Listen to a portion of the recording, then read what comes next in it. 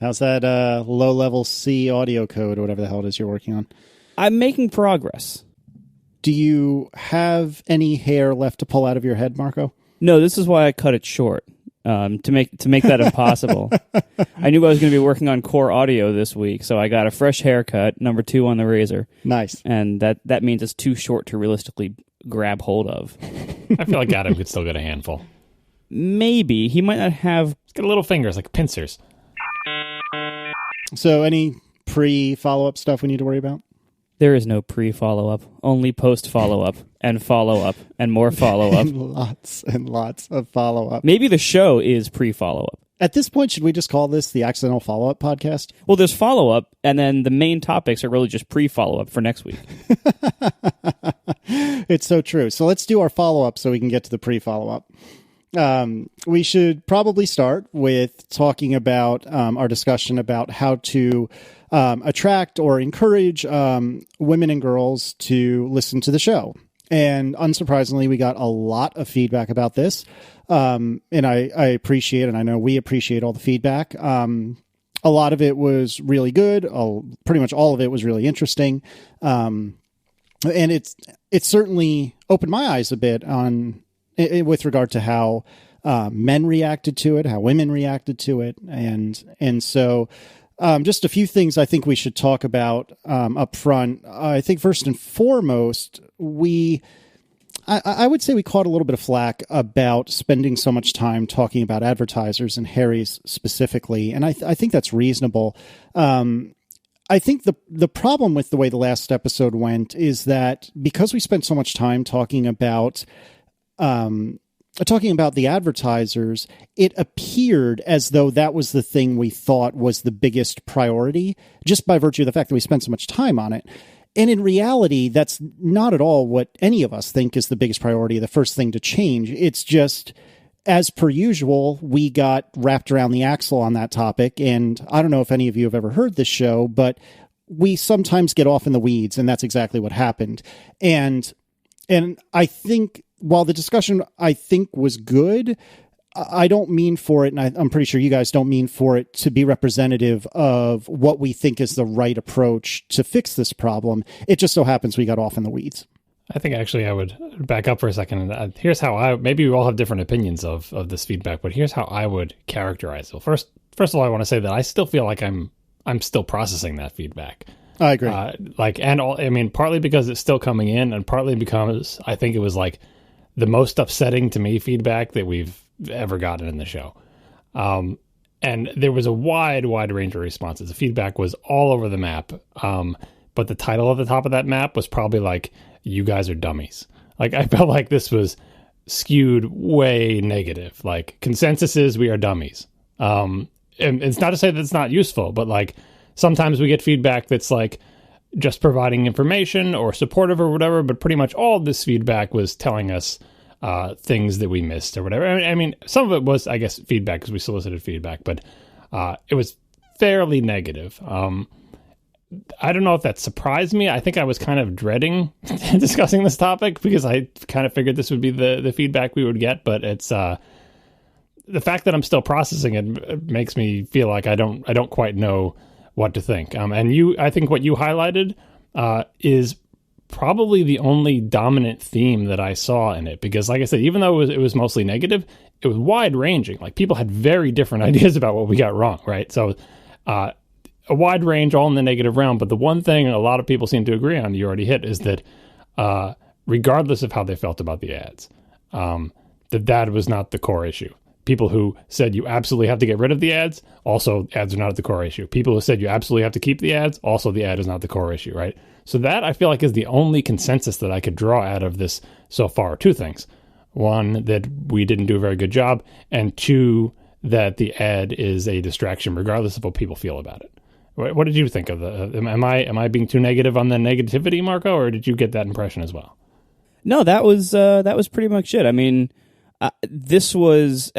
I'm also still processing a lot of it. I would say, just anecdotally, I don't know if you guys feel the same way, I would say anecdotally, this was probably the most words we've gotten in feedback on any topic. It has taken me a long time to even just read the feedback email. There's been so much of it, and most of it has been very informative. I mean, overall, there was definitely a prominent pattern to a lot of it that began with "I'm a man, but," and then a giant wall of text that showed really a pretty poor understanding of gender issues in technology, or ever in life.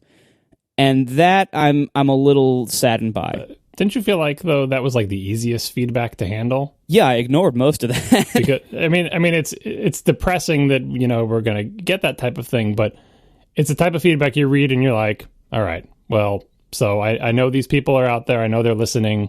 They have different opinions and values than we do, but it's easier to, I don't know. I feel like it's easier to process because I feel like they, in many respects, they are who we are most capable of reaching, right? Like if we can reach those people, then that will affect change, right? If we can turn those people around, or just even move them more towards what we think, our value system, that will be a success. And they were sort of showing us, here we are over here. If you feel like moving us towards your way of thinking, this is where we are. So now what you got your work cut out for you. Yeah, it was surprising to me. I think most of the email, while negative, was informative. There was certainly a lot of, "Hi, I'm a dude," and blah, blah, blah, blah, blah. Okay, so you should really improve it. But the thing that struck me was, the immediate Twitter replies to the ATP account were disappointing. And I was certainly and remain taken aback by it, because I was very surprised about how many replies we saw, which basically made me think that we were all members of the He-Man Woman Haters Club, which I don't remember signing up for, and I don't remember that being a thing. And that was a little bit disappointing. Not all of them, of course, but a lot of them. Well, I mean, I think that is the much more interesting feedback to me. Also more upsetting, but much more interesting. And because it's I don't know, it's giving us new information as opposed to just saying, hey, there are people out there with regressive ideas about women in technology. Like, I feel like we already knew that, but the other side of the coin is more enlightening. And I would say for the feedback, again, trying to characterize it, we got more feedback from women than usual, which is expected in this type of topic. And the reason I was emphasizing the wide range is, as I tried to emphasize on the last show, like women are not a monolith. No individual woman who tweets at us or writes to us is purporting to speak for all women. They are just individuals, right? And that's why getting a lot of feedback is good, because otherwise, if you just get feedback from 3 people and they all have 3 different opinions, you have no idea what to think. If you get feedback from 300 people, then maybe you can start sort of, slicing and dicing it and trying to figure things out. And, so soliciting feedback is one thing. And the second thing, which, many people emphasize, is like you solicit the feedback and then you have to actually read it and listen to it, right? The difficulty in doing that correctly, on the last show I talked about, one difficulty is try not to be defensive, try not to feel like you have to answer everything, try not to feel like every piece of advice is an accusation, so on and so forth. Try not to suffer from male answer syndrome, all of these bad instincts that are in me, definitely, and maybe in you too as well. You have to fight those.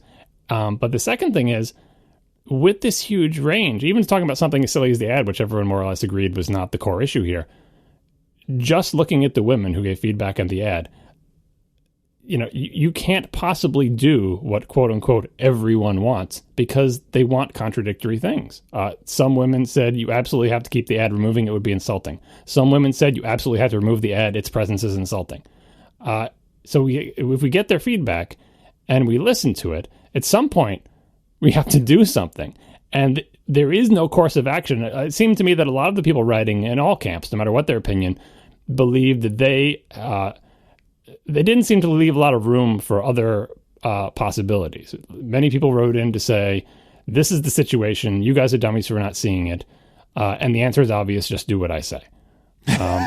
Right? But it's like, if just that one email, it's fine. But it's like, you read one email after the next, after the next, after the next, and it's like, if I do what you want, then these 10 people are going to be upset. If I do what they want, then these 50 people are going to, that's our job. Our job is to solicit feedback, accept it, read it, listen to it, try to understand it, and then decide what the right thing to do for us is, right? And that's why I feel like I'm still processing it, because it's difficult, right? Like, to sort of be in the people pleaser mode where you're like, we're trying to do the right thing here, right? We're trying to solicit feedback. If only there was a quote unquote answer, but there's not. There's lots of people's opinions and lots of people's answers. And we have to figure out how do we make forward progress on our goals based on this feedback. And it's kind of making my head spin at this point. Well, but I think one thing I think that we can all agree on, besides cheese, ding, is that we got a lot of feedback because we asked for it. And that's exactly what we wanted. We were asking the question to our audience, especially to the women in our audience, what can we do to help address this massive gender imbalance in our audience and, in tech podcasting and in tech as a whole? This is a big problem. And I don't pretend to be an expert on this. I'm far from it. I do, however, want to improve it.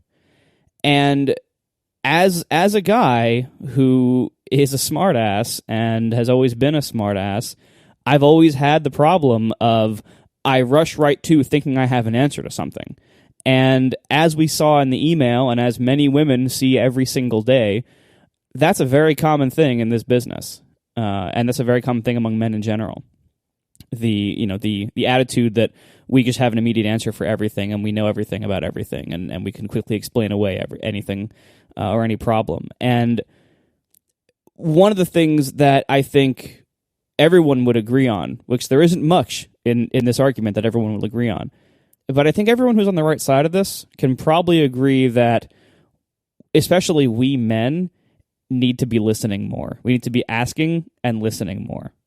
We just need to be listening to what women are actually telling us.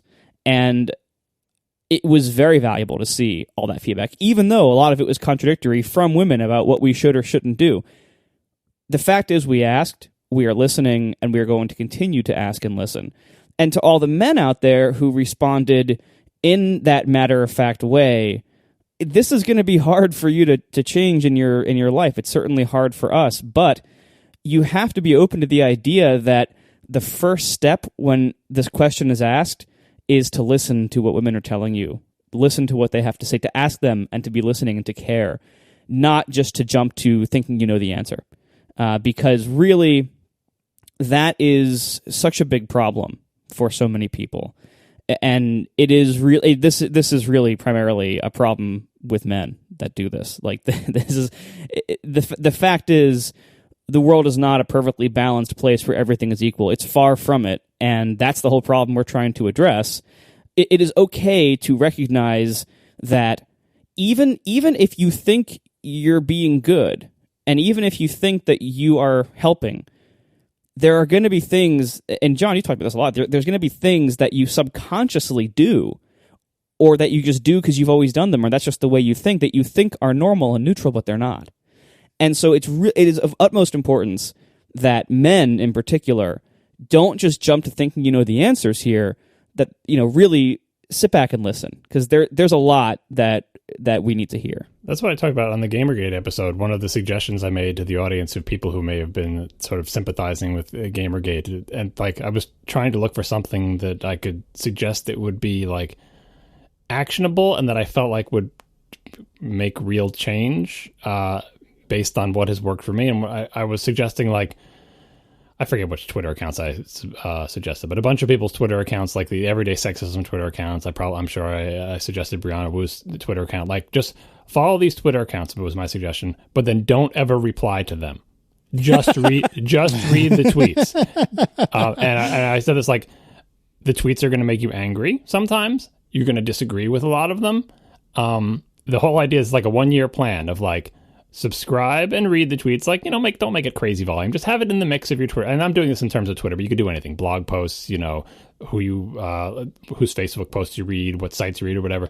just read them, even if for the entire year you absolutely 100% disagree with every single thing that you read. Because I feel like the osmosis of that, like sort of just being in contact with those ideas, will slowly affect your worldview, because it's essentially forced listening. Like, you're not really listening. You may be reading them, like hate reading them, like, oh, look at these dummies, I disagree with everything, they're so dumb, they don't know anything about anything, right?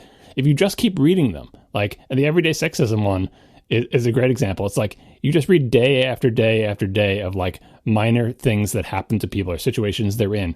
I feel like it will eventually get through to you. Like, this is not made up stuff, and like, because I think the volume is important, right? And so we are subjecting ourselves to this essentially voluntarily to try to, bring us the feedback, tell us what you think, give us your ideas, and we just kind of have to soak in it. Like, it's like we're soaking in it to some degree, but like by actually inviting it, we're kind of getting a big dose of it dumped on our head, and that's part of the process.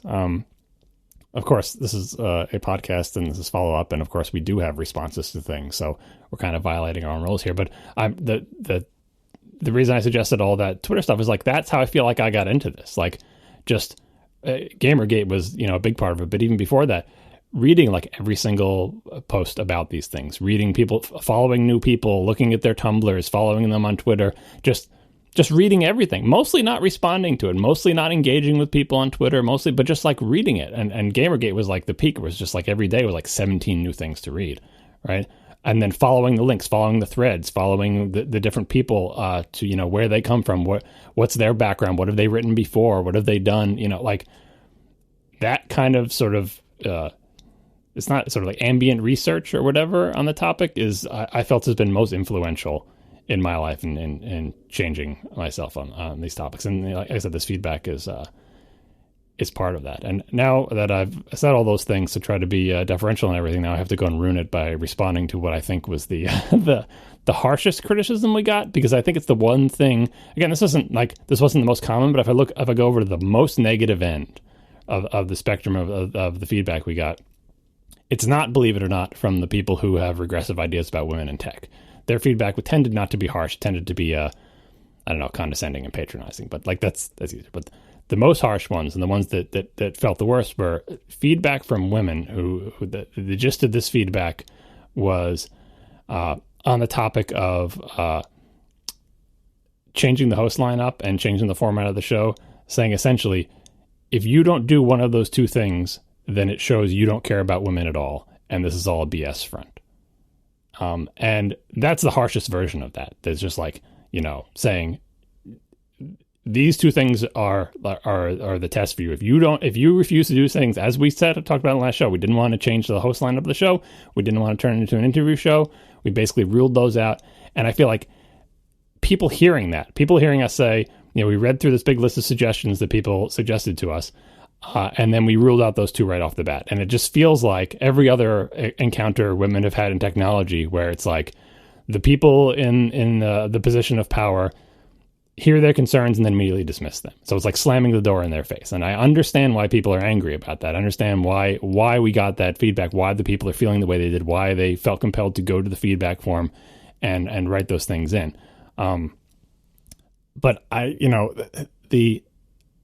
responded to some of these people, and what I said in all the responses was similar. It was that, as I said in the show, that would absolutely make the show more appealing. Granted, like, this is feedback we received, I agree with them. Where I disagree is by us not doing those two specific things, and only those two specific things, change the host lineup, change the show format to be an interview show, that somehow there's nothing else we can do to make the show more appealing to women, to get more women listeners. I totally disagree with that. I think there are a ton of things we could do to find more, to make the show more inclusive, to attract more women to the show.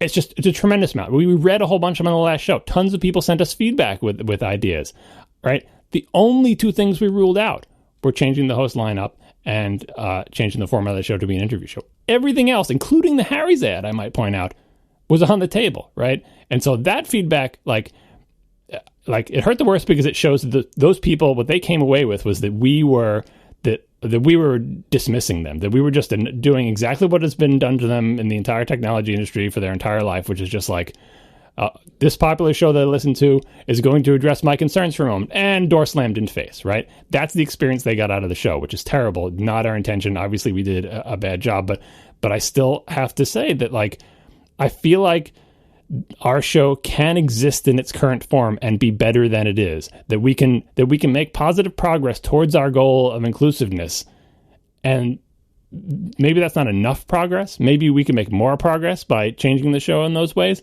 But I feel like it's like that this show has value and can be better in its current form. I don't know if that's like, so a lot of the worst feedback again made me feel like that our show just should not exist. Like that it is an affront to the cause, and that the world does not need another Three Dudes Tech podcast. And the best thing we could do is just change it in a fundamental way so it's a different show. And if we don't do that, it shows we really don't care, and we don't want to do anything that will perturb our happy little home in any way. And I feel like that is a mischaracterization, and that we were totally willing to do anything within the bounds of the current show. Again, provided, granting entirely that it would make the show more attractive to women if we did those things. But we want to have our show with the three of us. This is our show. I feel like it's a valid thing to do, to have the show with the three of us. I don't know how else to characterize that without just sort of reinforcing everything they think. That's basically like, oh, you just want to have your show and that's that. I do want to have the show with the three of us, and I feel like that show can be better, and I feel like some positive progress in making that show better it's positive, right? Is it as positive as it could be if we, I don't want to go into that's why I feel like I'm still processing, because I'm getting more defensive by the moment. But if you go into the, I don't know, I'll stop myself here. But what do you guys have to think about this topic? Yeah, of all the feedback we got, a lot of it hurt in the sense that it made me very angry, because I was disappointed in the very chauvinistic things that I saw. But the stuff that actually hurt and cut the deepest was when a woman would write in and say, like you had said, John, basically, if you don't fundamentally change the show, then you're just a bunch of liars. And, well, John, like you said, John, that absolutely would be the number one best way to put our money where our mouth is. That is, I don't think it's unreasonable for us to take that off the table. And even though the show is in so many ways about binary, the show itself is not binary. And there is a lot of in the middle that we can do to improve ourselves and to improve the way we handle the show, and just generally make things more inclusive without changing the three of us. And I should point out that we got a fair bit of women that wrote in that said, I understand why someone would ask you to change the lineup, but don't do that, because the reason I listen, says several women that wrote in, the reason I listen is because of the three of you and because of the chemistry you have and because of the way you beat each other up over white cars and fish and so on and so forth. And if you change that lineup, it could ruin everything. And so if this is the most hurt I've gotten, I'm still coming from a place of indescribable privilege, and I recognize that. But it really bummed me out, because I feel like I want to work together, the three of us and the women that listen and the men that listen, and I just want to work together to make this a more inclusive, happy place. And I feel like, just like you said, John, there is somewhere in the middle between doing nothing and completely eviscerating the lineup as it exists today. I would go even farther, because, like, from my perspective, like, as I said, the women are underrepresented in tech podcasts, and like I think we linked to Rocket last week, but we should put more link in the show notes of other tech podcasts that are very similar to ATP but have women on them. There's the Vector podcast with Georgia Dow and iMore. There's the iMore podcast with Serenity and Allie, and then Rocket. And, like, the fact that I can't name more than a handful of these off the top of my head shows you there is not a lot of them, but they are out there. And so women looking to hear other women's voices on the topics of tech, there are options, and I think there should be more of them. Should our show be one of them? Like, our show is the three of us, right? But, like, from my perspective, I think it's very possible that we can do maybe not more good, but a tremendous amount of good by talking to our, making our show more inclusive, so it doesn't feel like that if you're a woman listening that you somehow shouldn't be and this isn't the place for you, right? So a lot of the things are like, what can we do to change? Tons of things like, what can we stop doing that is bad? What can we do that is repelling women, right? Can we, we only talk about a certain number of things each week out of the huge range of things we could talk about. By picking different things to talk about, can we change the show? And most importantly, I feel like even if we are completely unsuccessful in our efforts to get more women and girls to listen to the show, by talking to the men who listen to the show, that is probably, realistically speaking, our best avenue for positive change. Because if we could snap our fingers and convince all of the men on the show to, get on board with our way of thinking about this, as regressive as ours even may be, but just like to move them along the continuum, that would be a tremendous benefit. And that's one of the pieces of feedback I have heard from a lot of people, especially people deeply entrenched in this issue, is that if you can, it's the men's behavior that needs to change, right? So we were all about like, can we make the show more inclusive? Can we make sure we're not doing anything to repel women? We need to get through to the men to say, in a nice way. We can't say like, oh, you guys are all bad people, you shouldn't listen. Like, that is not it. That is not it at all. We want to be able to like bring people along with the ideas that we have. And even if we're only just talking to men, that is a huge way that we can make a positive change in this area. So I feel like the three of us, if we change the show while keeping the format and while keeping the three of us there, I still feel like we can do a massive amounts of good if we can just figure out how to do it and get our acts together.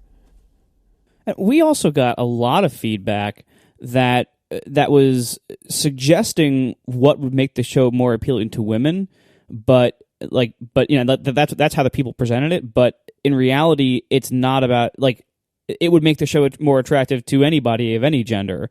It had nothing to do with women. So, things like, making it easier for new listeners to get into the show. So, not spending the entire show on follow-up, not being too much inside jokes, like stuff like that. Nobody said don't send the whole show on follow-up. Don't try to throw follow-up under the bus and mix it into the other topic. Nice try. A few did. But anyway, it was... Who did that? Show me that email. You think I keep email? That's great. I do read it. I don't keep it. There are things about our show format that we can definitely improve on. Things that will make it easier for any new listeners to come in and to stick with us.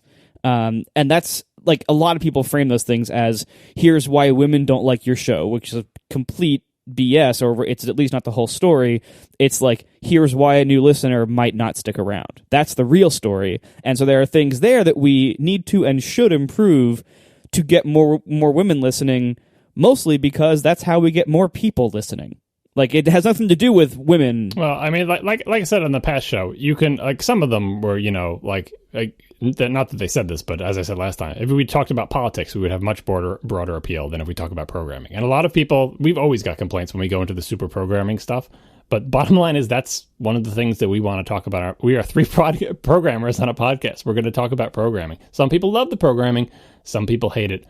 That's more of just a narrow versus broad issue. It is not specifically a gendered issue, I feel like. But a lot of people say, like, I'm not super into programming. So whenever you talk about programming, I tune out. And we've been getting that feedback for the life of the program. Like, there is a ceiling on our appeal. If we did a show about politics, it would have way broader appeal, but that's not the show we're doing. So in many ways, like, it's the same type of thing. Like, oh, so you want to broaden your audience? You want to get more women to listen? Well, change what you talk about. It's like, yes, okay, change what we talk about. In what way? Well, I would love it if you didn't talk about programming anymore. Well, yeah, there are lots of women programmers who listen who like when we talk about programming. Like, we're doing a show about programming. Like, I would love it if you didn't talk about Apple. Maybe more people would listen if we didn't talk about Apple, if we talked about something with much broader appeal. So that's something we have to deal with. Like, we're always trying to say, well, within the confines of what? Oh, you want to broaden the appeal of the show, but you don't want to change your show. We do want to change it within the confines of the topic area, right? And the three of us and everything. And that's like, to many people, that is basically sort of like, you don't really want to change.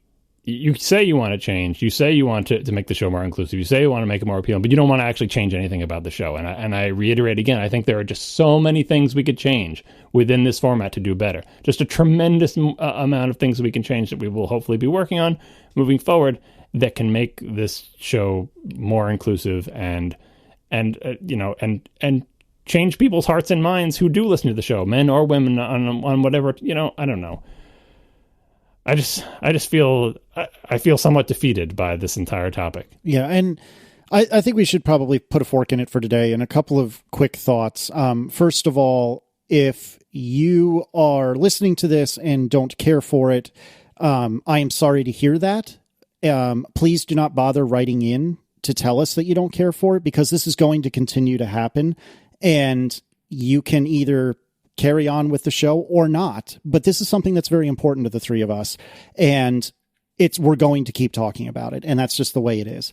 And it's absolutely on topic. This is a major problem in the tech industry. It is definitely relevant for tech podcasts to talk about this issue.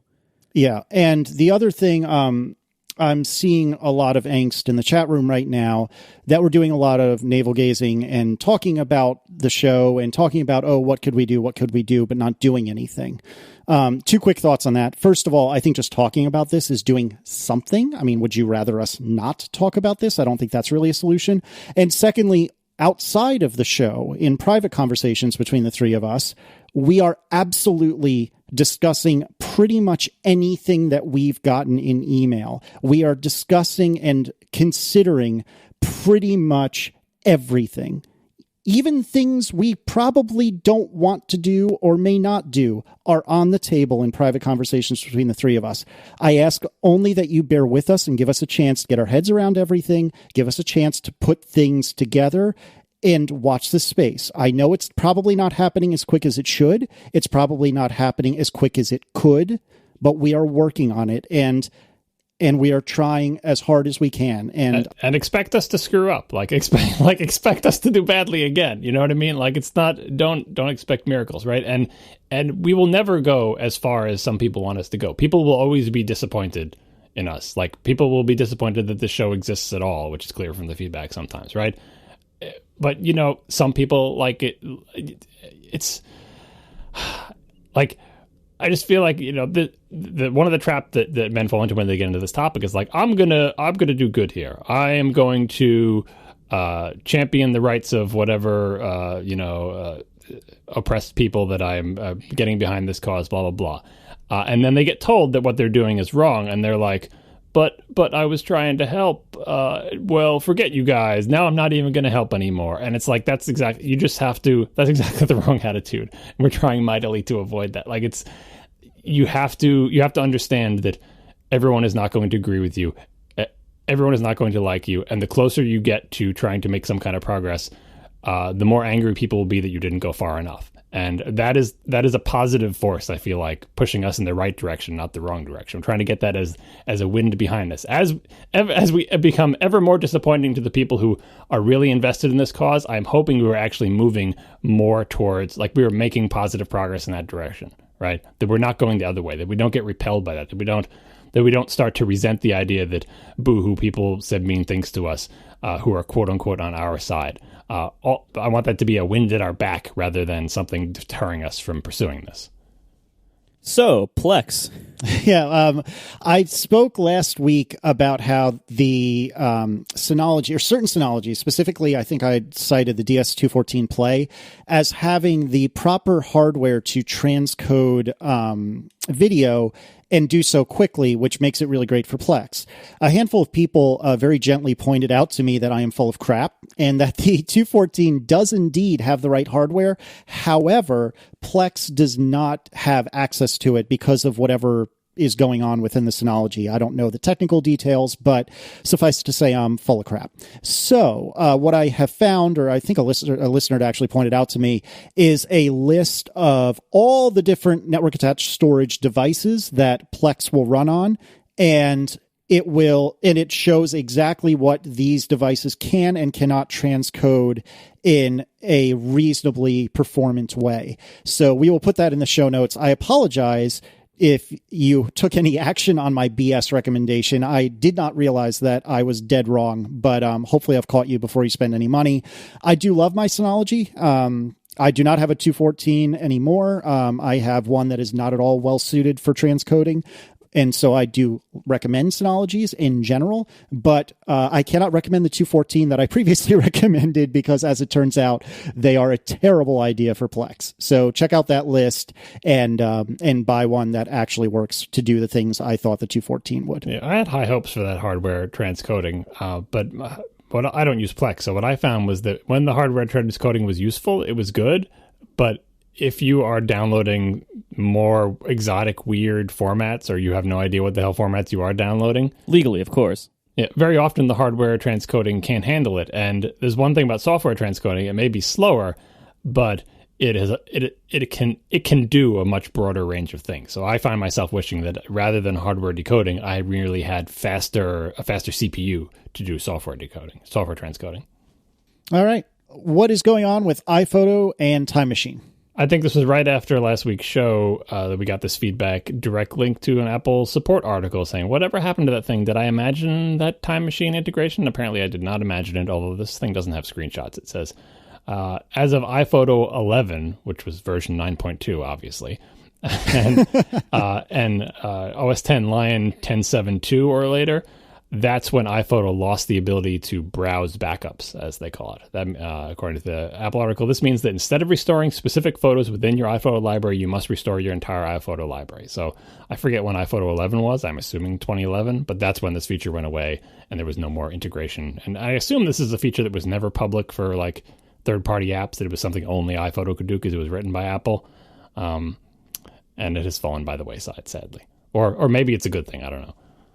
Our first sponsor this week is Cards Against Humanity. And as usual, they have sent John a toaster to review in lieu of a sponsor read here. So John, what is the toaster that Cards Against Humanity sent you to review this week? So this week we've got the Cuisinart Custom Classic Toaster Oven Broiler, which I guess has a sensible name. It is model number T_O_B-40, another model number with both an O and a 0 in it, which just boggles my mind. I don't know how they keep anything straight. This is about the same size as my Breville 650L or whatever my model number is that I always forget. It is a legit 4-slice toaster oven.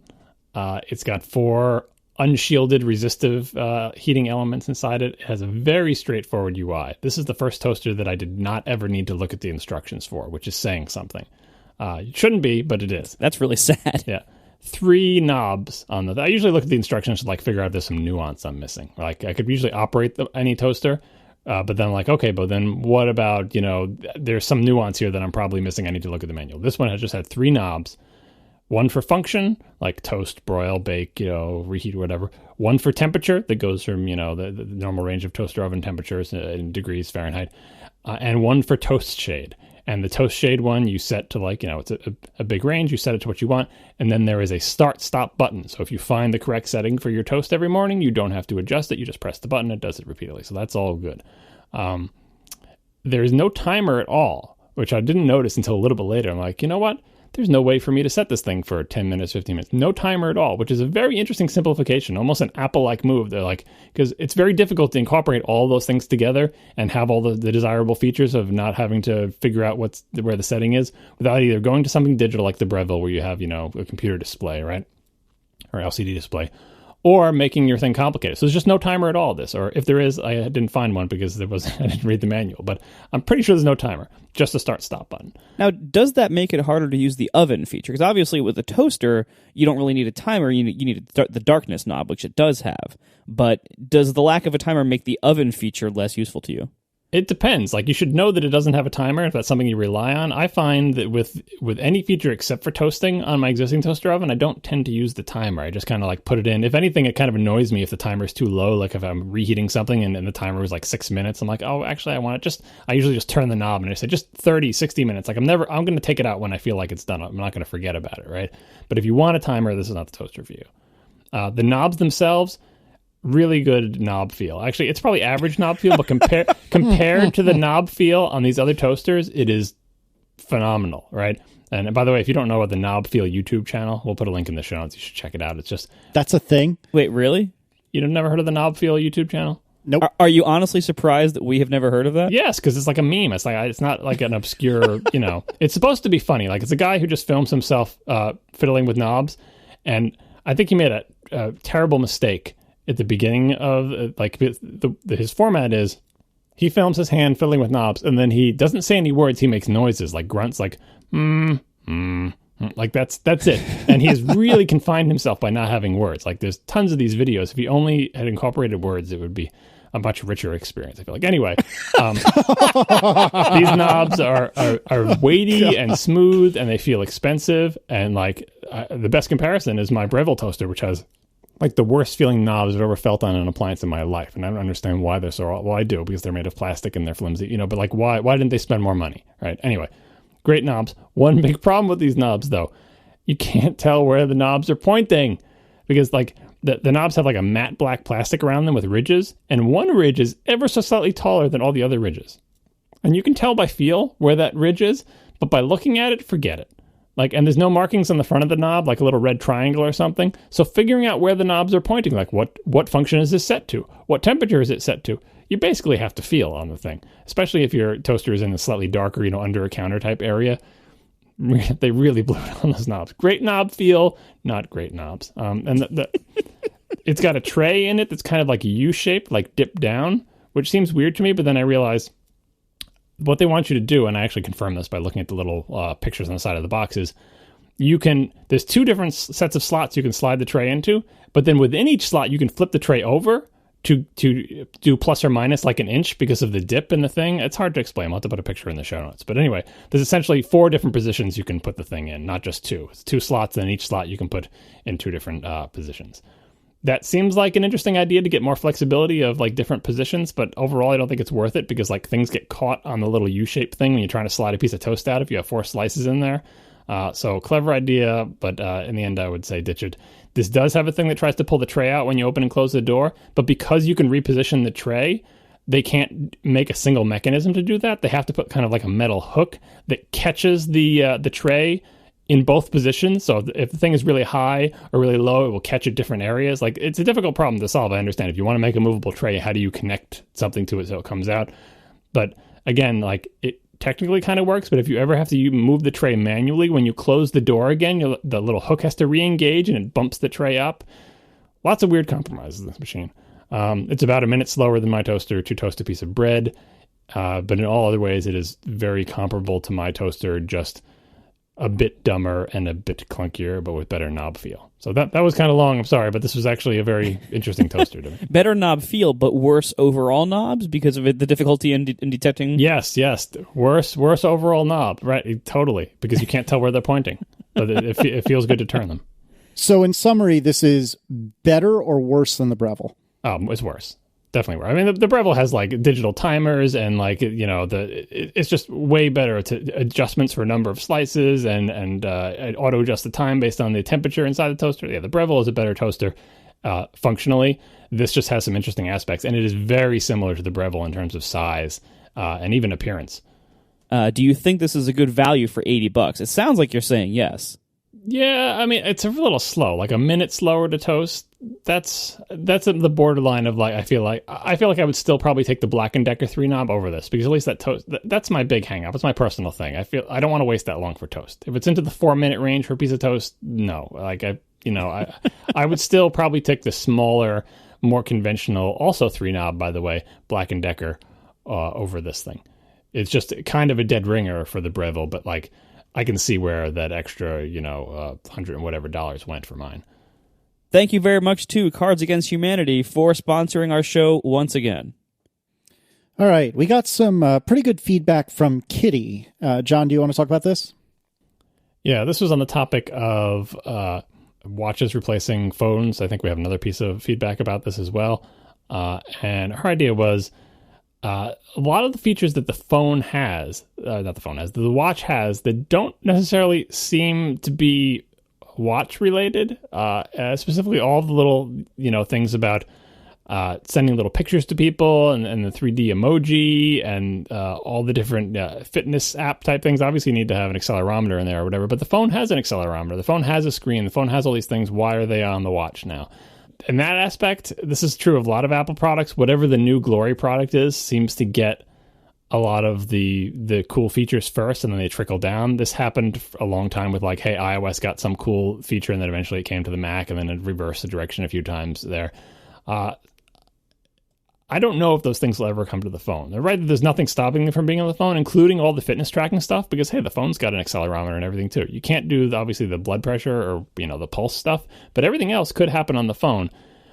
It will be a shame if all the advancement of those features happens on the watch instead of the phone, but I would kind of understand it. And the second one is, like, things like watch faces, with the complications on them and everything. The iOS home screen, as a bazillion people have pointed out many, many times, including many Android fans, the iOS home screen could be a lot cooler if it supported essentially complications, otherwise known as widgets, or any kind of customization, so that you could make your lock screen or your home screen more customizable than you can now. Apple has been moving slightly in that direction with the the notification center and the ability to put widgets in there and stuff, but in the end, the home screen, springboard is still just a big grid of icons with some clumsy foldering thrown in. And I think I would, if I could have complications, in scare quotes on the iOS home screen, I think that would be a plus. But again, we'll see if that ever comes, instead of back to the Mac, back to the iPhone in this case.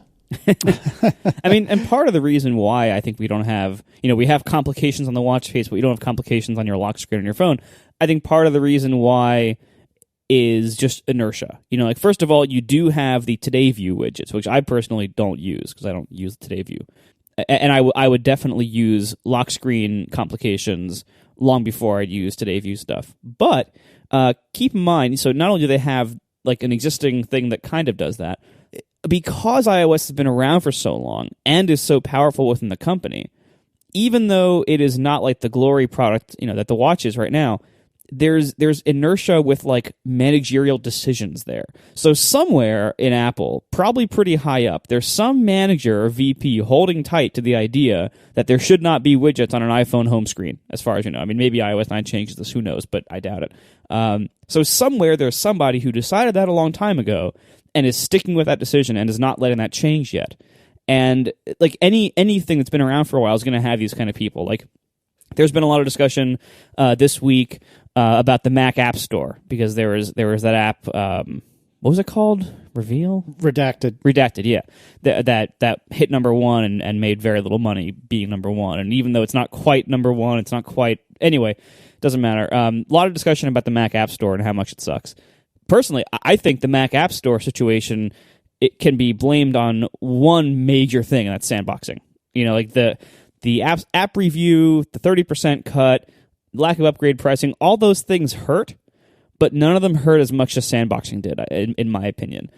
I think sandboxing on the Mac has been a massive net loss overall, and it has cost the Mac App Store a lot of good apps and a lot of developer goodwill.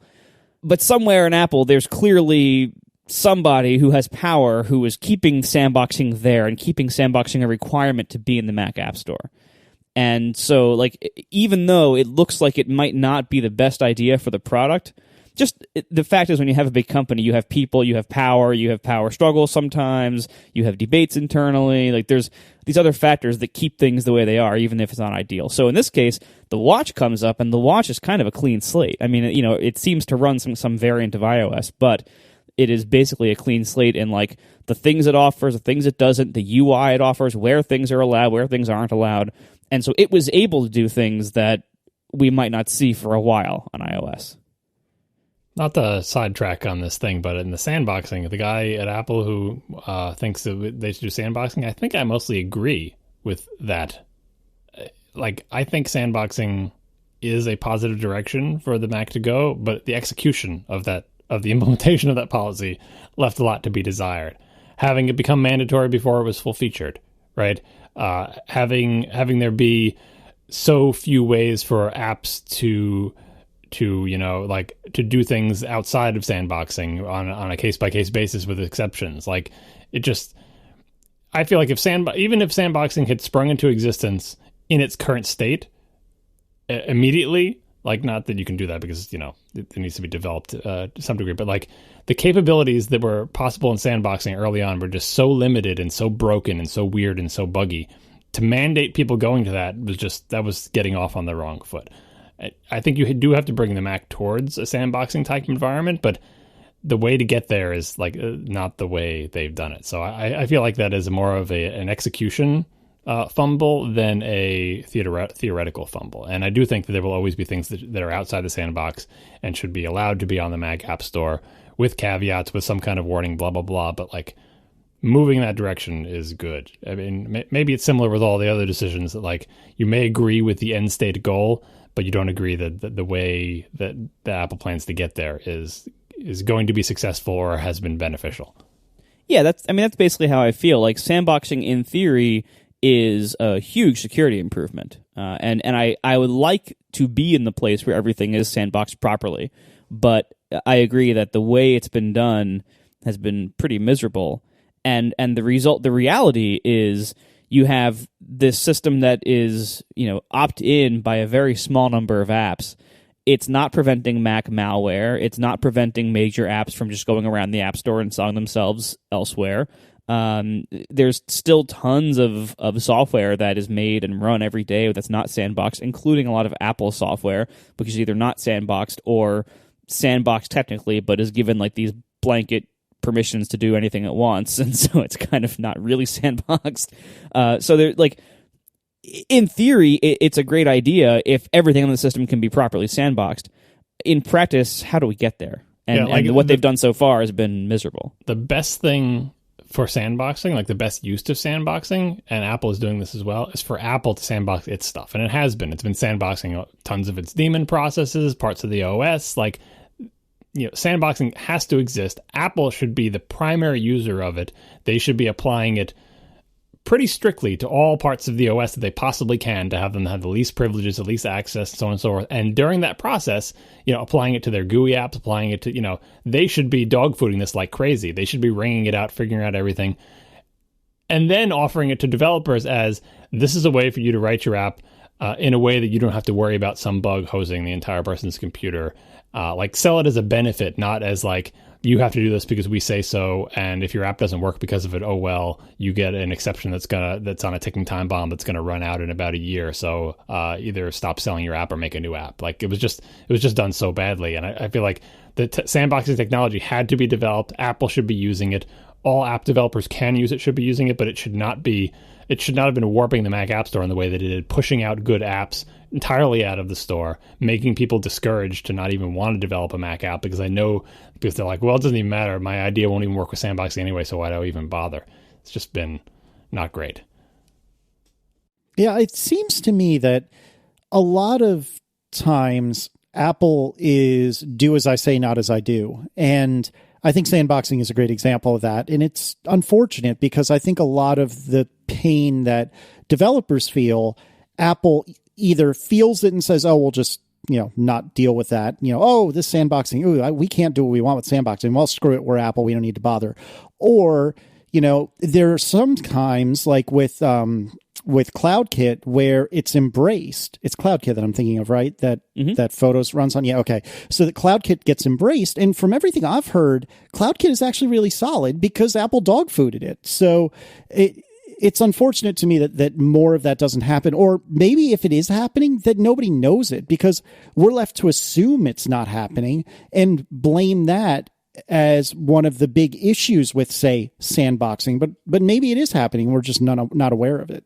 I don't know. I mean, to me, like the Mac App Store as a whole, to me, I've never had an app for sale in the Mac App Store, so I haven't seen that side of it. But just from reading what our friends say who are in it, and from using it as a user, it seems like the Mac App Store is like Apple at its worst. Like all of Apple's like the worst things they do most of those things in the Mac App Store, and also there's very little upside. So like in the iOS App Store, you have to put up with 30%. You have to put up with all these rules and restrictions. You have to do app review. But the upside is you get access to this massive, massive customer base that is just incredibly high in volume, and there's tons of money floating around, and it's fairly easy, well, not fairly easy.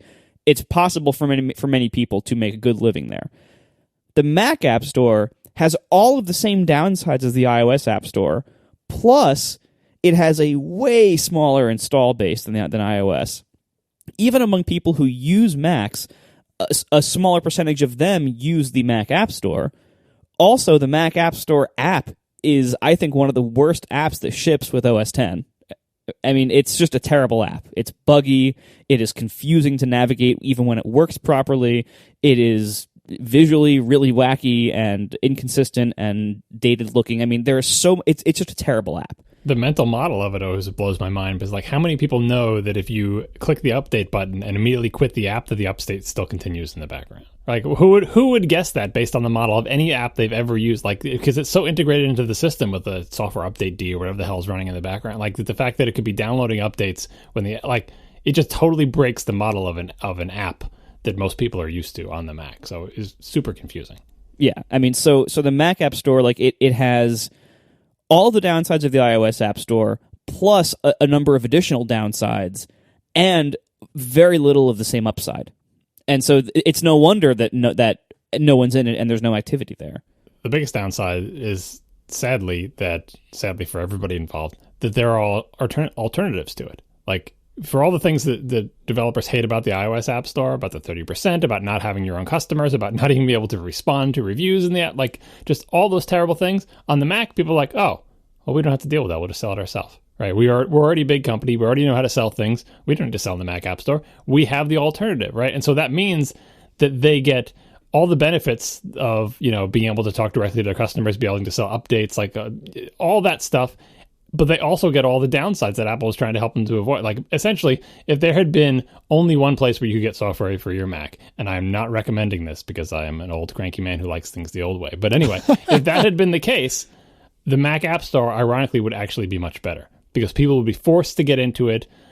That would probably force Apple to deal with some of its rules, Well, that hasn't happened on iOS. It has, though, because, think about no interpreters. Oh, okay, well, I guess games can have interpreters because they all use scripting language. That's a perfect example of, let's make a bunch of really strict rules, and then let's have unforeseen consequences. And when EA says, look, you got to let us run Lua scripts. That's how our whole games work.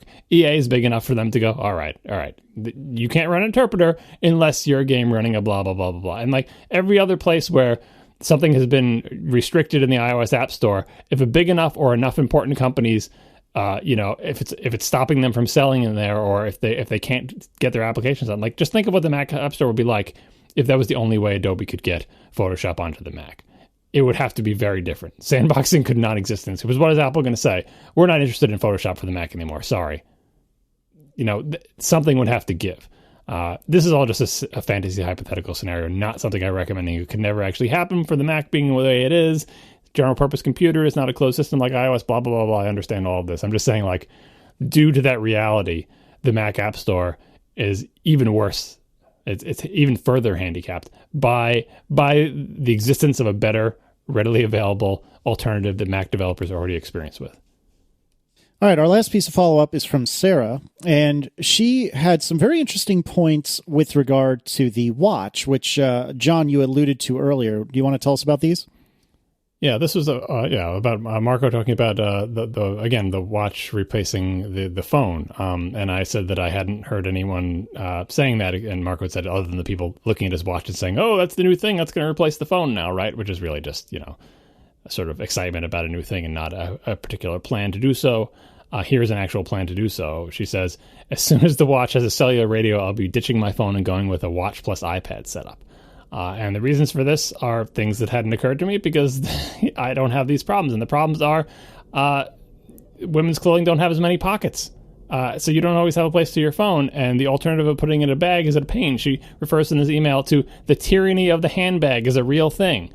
And it describes a phenomenon that I admit I also have not seen. It says, if you've ever been to a nightclub, you'll have seen women dancing awkwardly, unable to move properly because they can't put their bag down anywhere, or a group of women dancing in a circle with their bags on the floor in the center so they can keep them safe, but the women can still dance.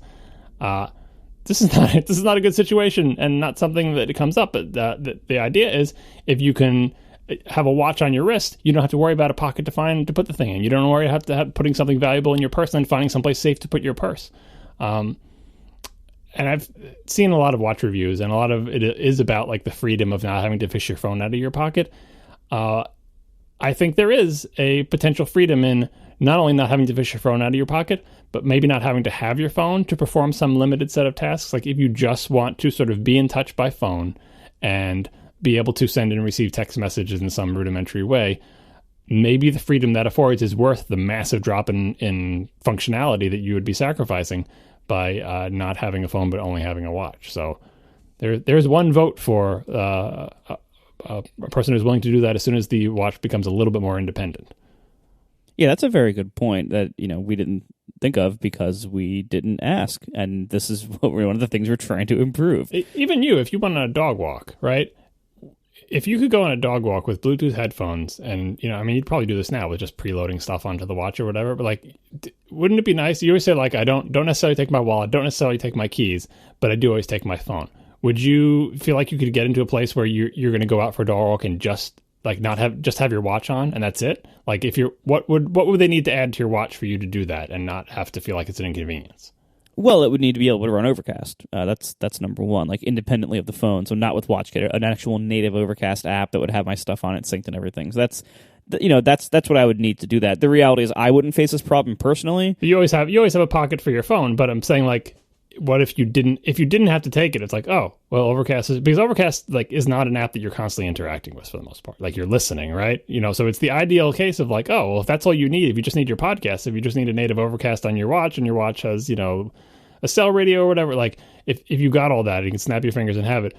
Would you find yourself like you'd be taking your phone out of habit, but then eventually you'd be like maybe you'd use it if you wanted to send a long text to somebody. You don't want to dictate it into your wrist. I don't know. I don't have a watch, so I can't really make a call on this. Yeah, I don't know. I mean, I see why a lot of other people would want this.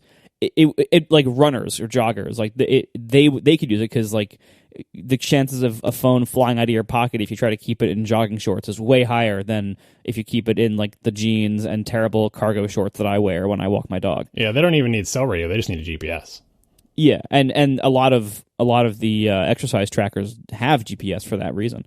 The Apple Watch doesn't yet, but we'll see about that. And that's why like I can see the Apple Watch adding GPS before I see it adding a cell radio necessarily. Yeah, and it's lower power. And my wife has a big Garmin, a Garmin like basically a wristwatch. It's the ugliest thing you've ever seen in your life, but a big Garmin GPS wristwatch. And she has an iPhone 5S, right? But she doesn't like to run with the phone because it's big, right? So she puts the Garmin. And why doesn't she just have a step tracker? Like she wants to know exactly how far she ran and maybe the route she took. And step tracking is not as accurate as GPS for measuring the things. So she wears the big bulky Garmin thing. So she doesn't even want to watch, but maybe if an Apple Watch, that is, if the Apple Watch had GPS, I think she could be compelled to buy one or would become more interested.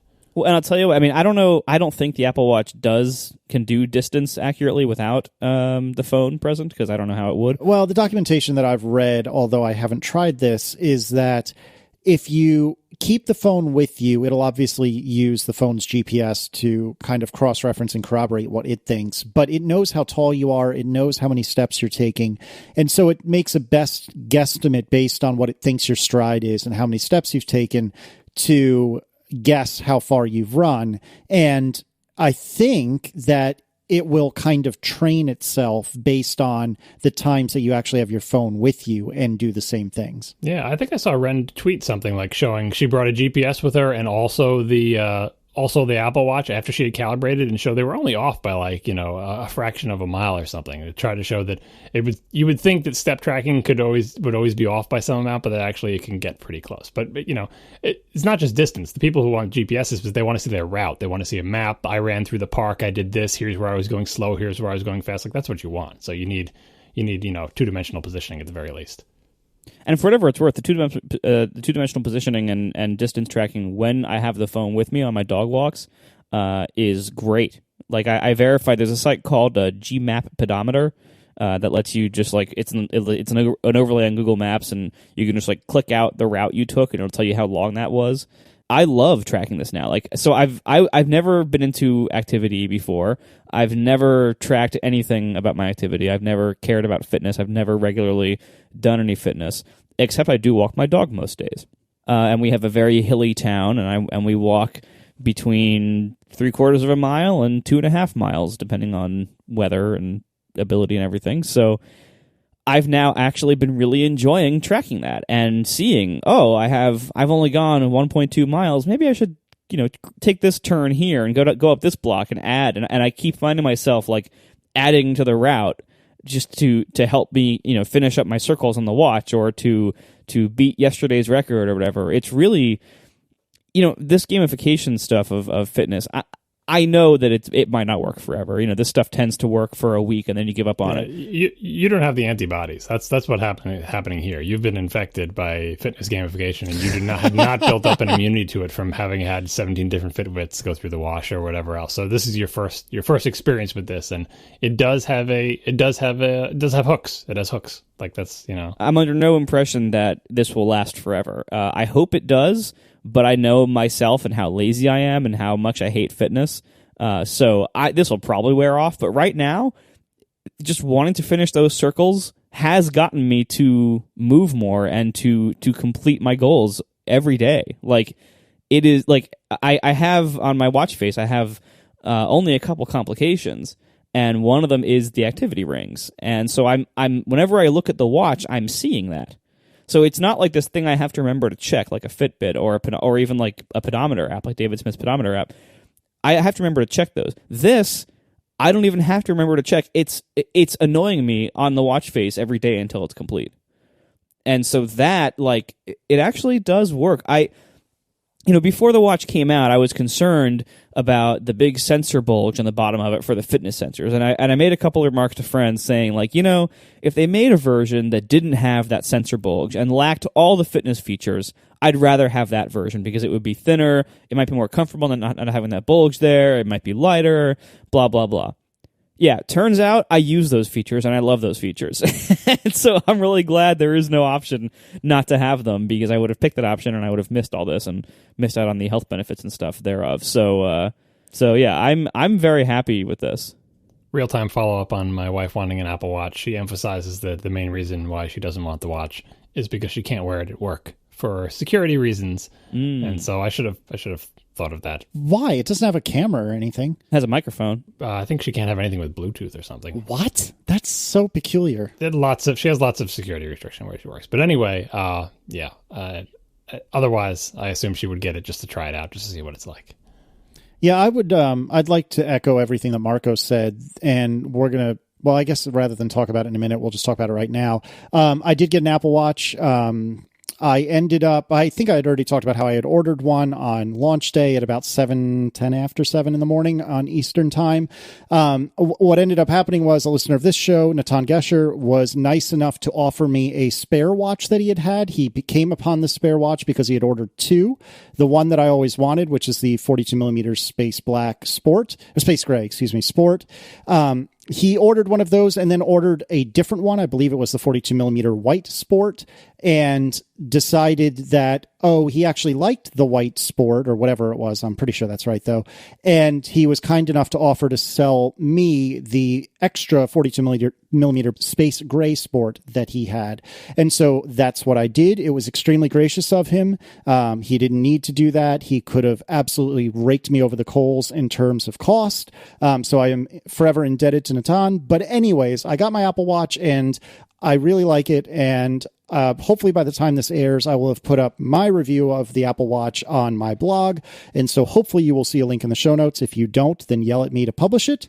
But either way, I completely agree, Marco, with everything you said, that having the rings as a complication, which I do, and seeing the nudge to stand up and seeing, oh God, I really need to just go for like a 10-minute power walk around the neighborhood, that absolutely has gotten me moving more than I did before. And yes, maybe in a month or even in a week, that'll all go away and I'll just find this to be silly. But today, I love it, and it's absolutely causing me to move more.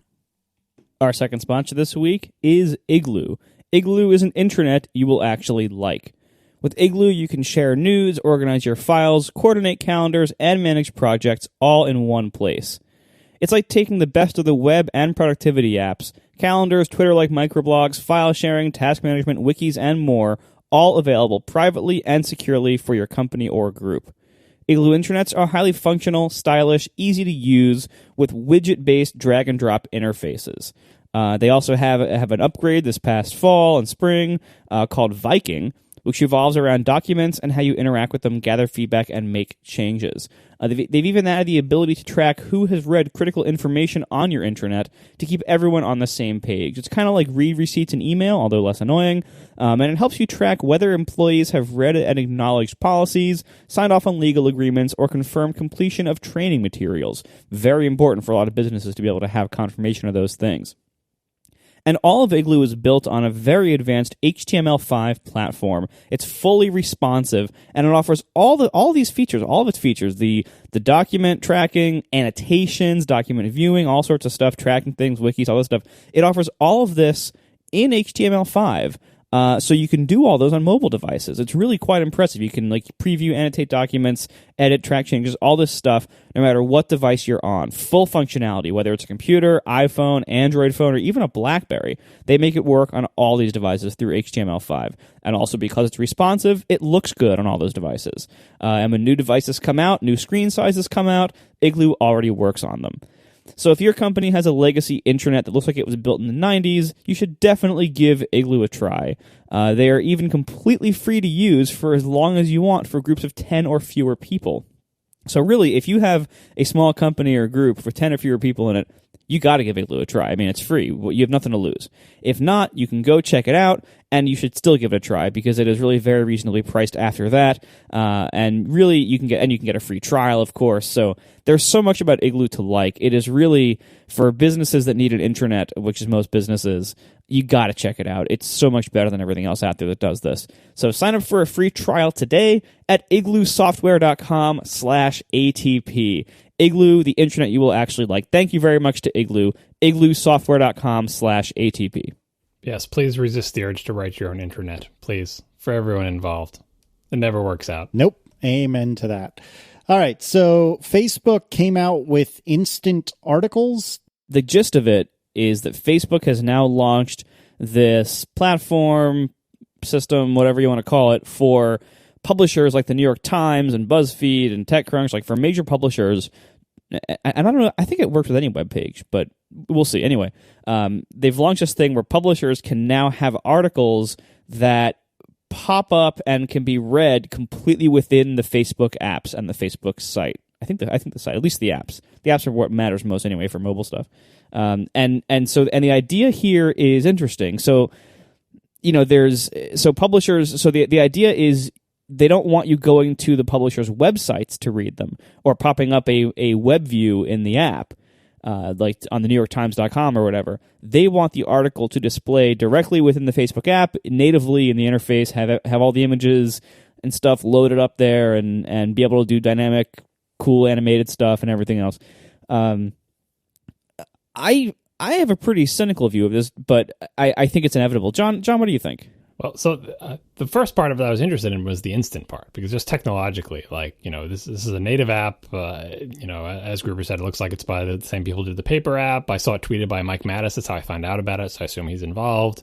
It's very slick looking. The pitch to the user is you're going to launch Facebook anyway. You're going to scroll through your Facebook feed, right? That's something you're going to do anyway. When you see something interesting in your Facebook feed, like someone posted like an article like, oh, I saw this girl, you might want to check it out too, or has some commentary. When you tap on that, whether it's like a movie review or, something for you to be outraged about and then yell about on Facebook or whatever it is, they want you to be able to tap on that thing and not have to wait for a web page to load. They want you to tap and immediately be reading the article, right? And of course, all the demos are of, articles from National Geographic or something with a beautiful picture in it or whatever. But as Gruber emphasized, unlike Marco's traditional criticism of paper, which is that the app looks great if all your friends are beautiful people who are always on vacation in California, which we should have a ding for that too. The instant thing is like, okay, well, this is not articles that your friends made. These are articles in, the New York Times or, even the Huffington Post or whatever. Like, these are professionally produced things, and the chances of them looking nice and enticing your timeline is really high. But they want to make it so that when you're scrolling through your timeline that you can consume those as easily as you can read a comment from somebody. They just want you to tap on it and it's instantly there. And that is if that works as advertised, that's a great end user benefit, because people do scroll through the timelines and people do want to occasionally read things. And I know that I often feel I would like to read that, but I don't want to wait for the thing to load, which sounds so stupid. It's like you can't wait 2 seconds for something to load, like you're on Wi-Fi, you're on iPhone 6. It's not going to take an age to load, but sometimes you're just the idea of the screen blanking, going through a spinner and having to hit the back button, blah, blah, like just waiting for that. I don't know, maybe we're all spoiled, but you've seen, I would use the analogy of like the studies that I think Google or Yahoo did or whatever, of like, what does an extra 200 milliseconds of response time on a server do to the purchase rates of items in a store? And it's like tremendous effects of a tiny speed change of speed of page loading. You would think, like, does shaving 200 milliseconds off of the product page make a difference in sales? And the answer is like, yes, a tremendous difference. Like, there's a huge cliff after which people just aren't interested and lose, and so that effect, I think, is real for people, as they say. Marco can add a filter that makes my voice sound like his here. Engaging with content, as in reading the stuff, reading the stuff that's in the time. Like, someone posted a link to an article. Are you going to actually read that article? Or are you just going to scroll right past it? If it loads, quote unquote, instantly, then you won't. And the reason I think this is an interesting reframing is because, as we all know, it can't actually, like, there's nothing instant. All it's doing is preloading it, right? That's all, it's just spending a different time doing it rather than waiting. And, tons of browsers do this. Chrome, I think, was the first one to really aggressively do it, like prefetching all the pages linked from a page. Google prefetches the first search results in Chrome. So, we're going to load it before you tap it, so that by the time you do tap it, it is loaded. Right. It's also presumably loading less stuff. Like, it's probably also not loading the million different JavaScript trackers. It'll load some of them because it is compatible with publishers' tracking systems, publishers' ad systems. So it will be loading some of that stuff. But I think I would bet. And, it's not loading giant style sheets, giant JavaScript includes for the site theme and the header and everything. Like, you don't think it is? I'm betting that it's only loading the article plus tracking stuff and ad stuff, like not necessarily the tremendous sidebars, all the related content. I mean, if you look at a typical article page for a major site, there's so much other crap on that page and so many includes for style and JavaScript and stuff. Like, there's so much stuff. A lot of that's still going to be there in the Facebook version because they're going to want their tracking and they're going to want their money, and Facebook supports those things. But I bet it's going to be a lot less just by not having, like, the headers, the footers, the sidebars, all that crap that's always loaded. I was just thinking they would want it to be more, time for that filter again, a richer experience, which is code for going to take a year to download because it's going to have a lot of stuff in it. But, it could be better. It's conceivable that it could be lighter weight due to the shared resources among all of these instant articles. But basically, it's time shifting. It's clever pre-caching of things that we will fetch it for you so that when you tap it, it is there, which is a great idea for a thing. But trying for an application benefit, but trying to sell that as instant, I don't see how that can fulfill its promise, because it's got to download this thing sometime. And if your connection is slow and you launch the app and you scroll through it, it's not good, and you tap on the first thing you see. And if it doesn't have, it's going to have background downloading. Like, I'm sure they're going to do everything on their power on the iOS platform to try to get that stuff downloaded before you tap on it. But sometimes you're going to win the race. And when you do that, are you going to be like, hey, I thought this was supposed to be instant? Because it won't. It won't be instant. It's a reasonable selling point but putting it right in the name may end up backfiring them. So that's one thing. Just the simple technology behind what is this thing? What is the selling point for users or whatever? Well, I mean, do you think the name is actually meant to be like, this is why Facebook is doing it?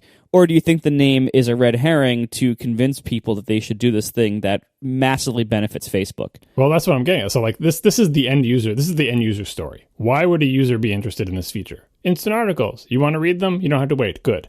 But it is the least interesting aspect of this feature from a sort of strategic perspective, because the strategic perspective is Facebook saying, we want to be the place where people get your content. Don't send them to your website. In fact, why do you even bother having a website? Why don't you do everything through us? We have this great ad network. We can do cool ad targeting. You could advertise through us. We'll let you keep 100% of the revenue from all the people who go through blah, blah, blah. It's totally great, guys. Come right in.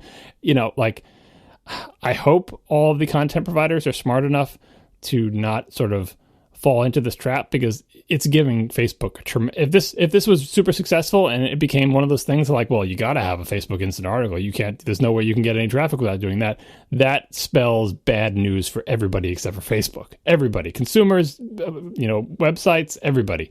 And so I really, not that I want to say that I hope it doesn't succeed, but like I kind of do hope it doesn't succeed. Not because it's not a benefit to the end user, but because I don't want Facebook to be the gateway for most of the things that people read, because no, I don't. I mean, unfortunately, I think that's the reality, and that, I think we've been feeling for a while, and a lot of people I don't think are ready to see or admit this yet, but the web is really dramatically losing relevance. Not the internet, but the web. The web as viewed in web browsers. That is so dramatically losing relevance in the age of mobile and apps and native stuff now and social stuff. The web is losing. It's not going to die. I don't know if it's losing. I feel like this goes in cycles. And like you said, it's not going to die. You can't kill it because it is unkillable, right? But it does go inside. It's kind of the same things people said about giving Apple power by like, you shouldn't have a website, you should just have an app, right? And that's the same exact situation. You wouldn't want to give Apple that power at all. But the way that looks like it's shaken out to me is that every website has an app, but it has not made the websites go away. And this Facebook thing looks much more capable of making the websites become like there's a New York Times app, but there's no way the New York Times app is ever going to make the New York Times website go away. There's a New York Times, if there was a New York Times instant article thing, because Facebook is just so much bigger than Apple and has already gotten so far in getting everybody to consume everything through the Facebook feed that it's terrifying. Like, they are closer to being able to suck publications in and make their websites irrelevant. Right. I mean, this is way bigger than Google News ever was back in the day. Like when that was a big deal, and publishers were trying to threaten to sue them, but then they didn't want to be blocked by them or omitted because that would be even more disastrous. This is like that times 10. I really do think that web browsing is really in trouble, and as a result, publishers are in trouble. I wrote an article with a terrible title about this about a year ago or something. I think it's very clear that all of this social usage, all the time people are spending using apps and using social networks on their phones and stuff, some of that is additive when people are just waiting in line at the bank or something where they weren't doing these things before. But a lot of that is also time that has been taken away from browsing the web, reading publishers' sites, reading RSS and stuff like that for the geeks. Like, this has actually been... all this social activity is competing with that and has taken a lot of it. I worry a lot about the future of the web. I really don't think this is a small trend or a temporary thing or something that is guaranteed to just have the pendulum swing back the other way eventually. I think this is a major shift that people have voted with their time and with their activity and with their attention. They have voted for centralized proprietary ecosystems focused on social and snackable listicle traffic in these social networks, Facebook mostly, some Twitter, stuff like that. Like that, people have voted. That's where they're going. That's what they want the internet to be. People on the whole don't care about the open web. They don't care about everyone having their own site that they own and control and being able to browse things through open standards. People don't care. A few geeks care. Even we have moved so much of our activity to Twitter and stuff. Like, this is a massive trend that I think it would be unwise to ignore. And unfortunately, just like when we moved from the previous systems that we had to the web, there was a lot of good that came from that, a lot of good, big numbers that came with that, a lot of new abilities that came with that. But not everything transitioned over. Not everybody was a winner there. And a lot of things just, that thing that used to work now doesn't. Or that role that you used to have, now we don't need you anymore. that is happening now with the move towards apps, the move towards social stuff, and with so much traffic to web publishers now coming from mobile and social usage, not coming from blog links and search engines and people browsing in web browsers on their computers. Like, that shift is happening and has happened. Like, that we are already very much into that shift. Well, I characterized it as a series of swings, but not so much as a pendulum, because like you said, one thing does supplant the other, but like almost in terms of that we're getting into a more balanced situation now, and the sort of supremacy of the web was actually unbalanced, because what the web let you do originally was read stuff, like articles, right? And for a long time, that since that was so dominant, and it was like that defined the internet was the web, right? And what the web let you do was read stuff. People were spending a lot more of their time reading stuff, even if you want to lump RSS into that. And now we've shifted because there's ways to do things other than read stuff. You can text people. Text messaging was one of the first shifts. Now I'm not just reading stuff, I'm writing stuff, right? You can play games, you can watch little movies, you can use native apps to do things that are very different than reading a big page of stuff. And so I feel like this is an adjustment in terms of activity choices. Like, people are reading the web less because they're doing things more. What are they doing on their phone? They're not doing the equivalent of reading the web. They're doing something different. And why couldn't they do that on the web? Because the web took a long time to get that kind of interactivity and everything.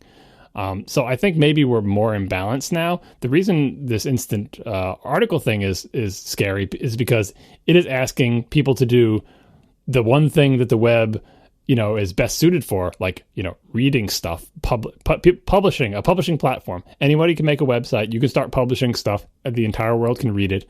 And what kind of stuff? How about a bunch of text and pictures, right? That is like the core competency of the text, reading things, of the web, reading things. If Facebook can get that into their, it's not even an interactive thing. It's not a social network like for, like the article's in a social network. You're reading the article, right?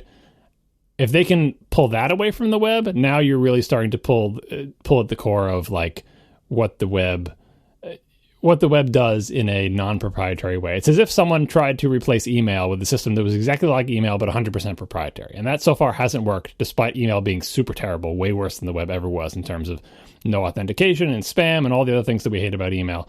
The web has a leg up on that. Well, has that not worked? How about iMessage? But that's not email. Like, email is when you write a long form thing. Like, even text messaging hasn't, like, you would think like, oh, I have 100 ways I could write to somebody. I could send them a Twitter DM. I could write to them in Slack. I can do this. I can do that. And yet email survives, despite it being terrible. Facebook messages are pretty big. I know, but, perhaps the main thing keeping email alive is that you can't even sign up for any service without an email. Like, it is the linchpin of our entire system, right? What are you going to put in the, you know what I mean?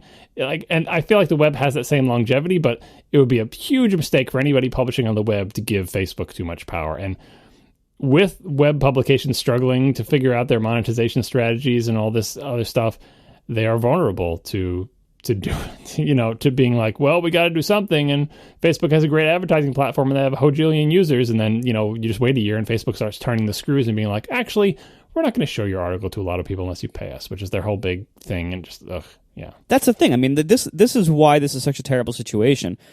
I mean, I think because of the move towards everything being mobile, because so much traffic to publishers' websites now has to come from social sources, I'm not sure the publishers have much of a choice. It's just like when Google News, when people threatened and made them block them and then like begged to be let back in. There's all these situations where like one party has just tremendous power on the web, and publishers pretty much have to play ball with them because they can't afford not to have that audience, not to have that traffic. Facebook is that platform today, and publishers depend so much on getting social traffic. And Facebook is so good at delivering that traffic sometimes and only if you pay, and being really cagey about it. Like, this is, of course, that's their plan. Of course, their plan is to move even more activity into Facebook. It comes from not only a position of greed, but also a position of just arrogance. Like, our app is better than your website. you are incapable of making pages that load quickly, even though this can be solved by smart web design and a good CDN. And a lot of times they're right, though, unfortunately. Well, that's but not every time. But anyway, this move is them just annexing more of the web. Like, hey, you know what? We are so powerful that you have to play ball with us. We're going to offer this thing now. And our partners who use this, their stuff is going to rank a lot higher than a random link to an arbitrary site now in the timelines. And as you said, they're going to start turning the screws, right? They are so good at that. That's what they do. You would think they would figure it out by now. Like kind of how the music labels figured out after the iTunes thing, like maybe don't give one company too much power, right? Yeah, well, ask the music labels how well they're doing right now. Well, but they eventually figured it out, and now it's kind of like accepted wisdom in the digital publishing, digital media like music, movies, or whatever, that it is a huge mistake to put all your eggs in the basket of one technology company. Despite the fact that all the media companies have proven they can't do the technology themselves, they've learned, I think, just received wisdom now. Even if you can't do any of this tech yourself, which you can't because you suck, never give one company all your stuff. Never let Apple get too big. Never let Amazon get too big. Never let, and they all know that, right? And maybe they know it too well and are being stubborn with things like TV where they could be making progress, blah, blah, blah. But you would think in the web, they would also know that by now as well. That let's just look at ebooks and Amazon. Like, oh boy, it was a real big mistake to give Amazon that much power in the ebook industry, right? And they tried to balance it with Apple, and then, that didn't quite work out the way they wanted it to, right? So I'm hoping everybody in web publishing, even though they're in the same dire situation of like, we can't figure out how to monetize, we can't reach our audience, social is taking over, blah, blah, blah. I hope this someone in the meeting like raises their hand and says, this is all good and all, and I love these numbers and the projections and blah, blah, blah, but we really need to hedge, because if we put all our eggs in the Facebook basket, they will own us, and it will be bad. See, I think you're right. They should be saying that. However, I don't think they have another choice. That's why Facebook can do this. This is like, the internet is really, we like to think that the internet is this platform that enables all this openness and everything, and it does, and it can, but it also enables massive consolidation of power and consolidation of attention and usage into these proprietary lockdown systems. We keep seeing it again and again with everything you just listed. And that's only going to continue. And it's very clear that when you have these centralized systems like Facebook, like Twitter, like Amazon, you can offer benefits that, like Google, you can offer benefits that get people in such massive numbers that you just get that private company gets a tremendous amount of power and can basically dictate their terms to the rest of the world then. Everything, like, we're saying this is really potentially really bad and they shouldn't give Facebook all this power, but the fact is Facebook already has this power, and if someone's not going to play ball with Facebook, they're just going to start losing Facebook search traffic or Facebook social traffic, and they're going to be forced to play ball. Their hands are going to be forced. Well, they've got the same game plan as the music labels after going too far in the Apple direction. Their best and their only hedge is, unfortunately, to try to spread a little bit of your content to another proprietary centralized thing. Like, in other words, Twitter with the cards and whatever. Like, can they play Twitter versus Facebook off of each other? Facebook is just so massively bigger than that anyway. But that's what they've got. The option is, let's also keep talking to Twitter about their thing, and whatever new social network thing, like, let's also talk to them about, like, no exclusivity deals.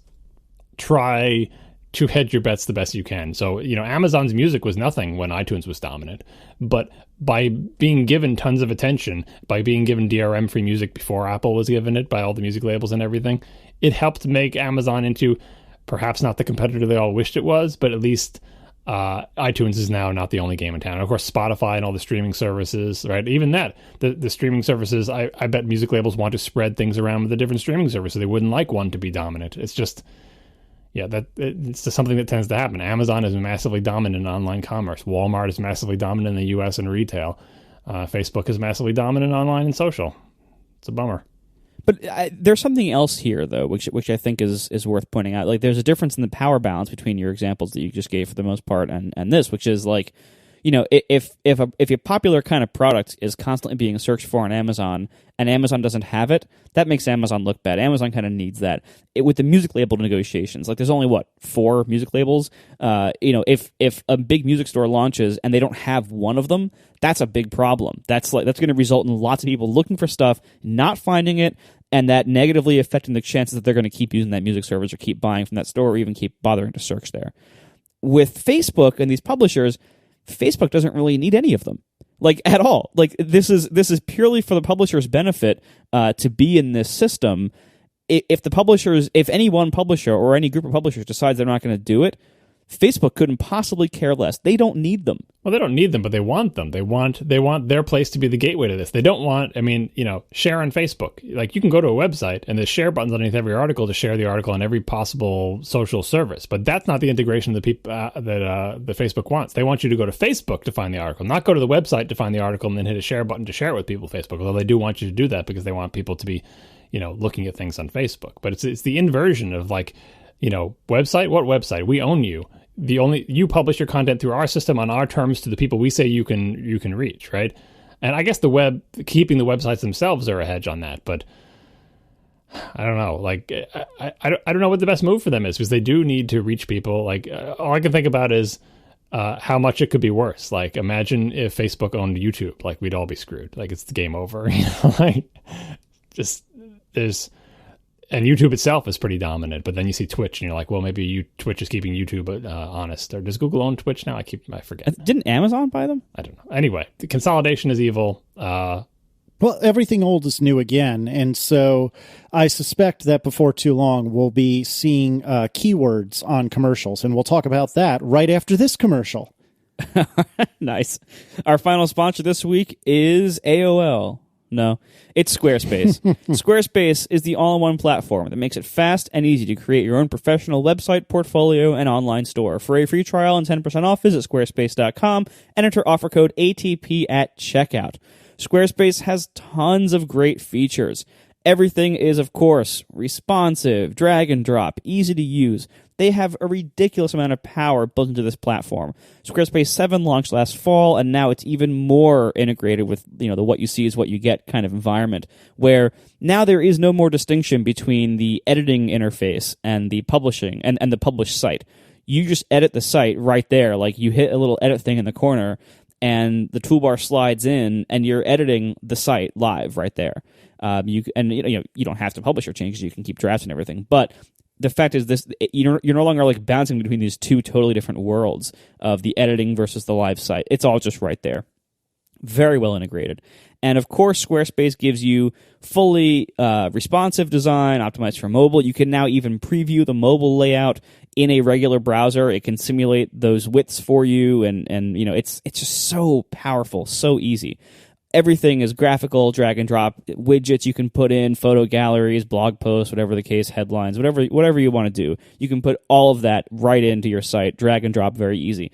If you do want to customize things even further, like the geeks like us, you can insert JavaScript and CSS and just arbitrary HTML into your headers and footers right in the Squarespace interface. So we do a couple of minor tweaks like that to our site to minorly tweak some of the layout stuff.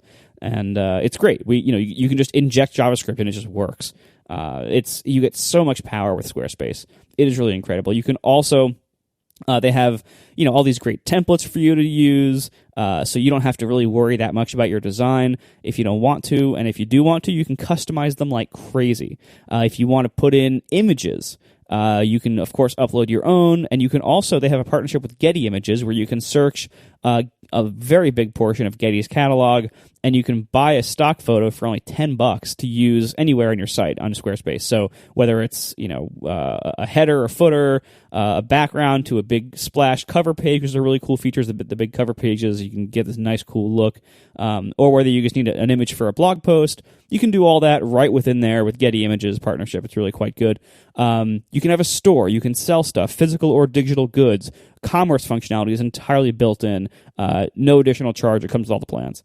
It is really great. Squarespace does so much good stuff. Really, don't build your own sites if you don't need to. Just go to Squarespace. It's so much easier. Believe me, that's what we do. Couldn't recommend them enough. It is beautiful. It is simple and powerful. They have 24/7 support. All this is just $8 a month. And you get a free domain if you buy Squarespace for the year up front. And that's $8 a month with our coupon code ATP. Gets 10% off your first purchase. Really, I can't say enough good things about Squarespace. See for yourself. You don't have to take my word for it. See for yourself. Go start a free trial. They don't ask you for a credit card or anything. You can just go start a real free trial today. No credit card required. Just try it out. Try setting up a site. You'll be amazed how easy it is and how much you can do. When you decide to sign up, once again, use our coupon code ATP to get 10% off your first purchase. Thank you very much to Squarespace for supporting our show. Squarespace, start here, go anywhere. All right, so Verizon bought AOL, which is weird. Yeah. What's that all about? I don't know. Some people said it was about ad technology. I don't know. That seems to make sense to me, because what else could it be about? Dial-up? I don't know. I mean, they do have a bunch of popular websites, and some of the spin has been like, oh, this is about content. I forget what they have. Like Huffington Post is TechCrunch theirs too. Like, they have a bunch of properties. Like, they're basically like a holding company at this point. But from everything I've read, what the CEO did to make the company desirable as an acquisition is focused on how, like, trying to make this company a complement for the things that other companies might need.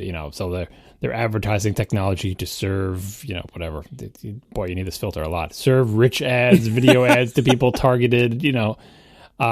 If someone is looking for that ability and the ability to reach a large number of people, that's what AOL has packaged themselves up into. And I saw all the depressing numbers of like how low AOL has fallen from, the time when they were doing the Time Warner merger for $380 billion or whatever. Now they sold themselves for $4 billion. Part of it is like the name AOL. Like, the company's always been, and increasingly more than what we think of when we think of AOL. But then I just think about all those people they're still charging for dial-up, and I just get angry. Is the logo still lowercase, so it just like looks like AOL? Yeah. And I want to be clear, angry AOL, not because I think like that it's people shouldn't have dial-up, but I'm angry like at our situation in this country, that if your best internet option within your budget is dial-up on AOL, we are failing as a country to, I feel like at this point, affordable broadband internet access should be important enough that it should be subsidized, maybe not subsidized, but like we should, whatever we have to do to make it affordable, as affordable as having a telephone line is, that's what internet access should be. And if your only option is literal dial-up over a modem to AOL, then things have gone horribly wrong. Yeah, I'd say so. I don't know. Ben Thompson had a pretty good take on this that I skimmed very quickly before we recorded.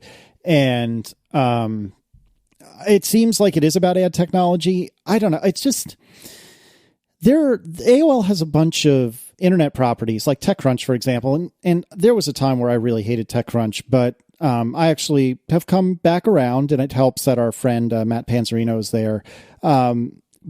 But there's a lot of really good properties there, and I'm going to be fairly sad when Verizon inevitably forces editorial opinions on all of them. Don't you think they'll sell them before they do that? I would assume that if they're not interested in content, they'll sell those things off.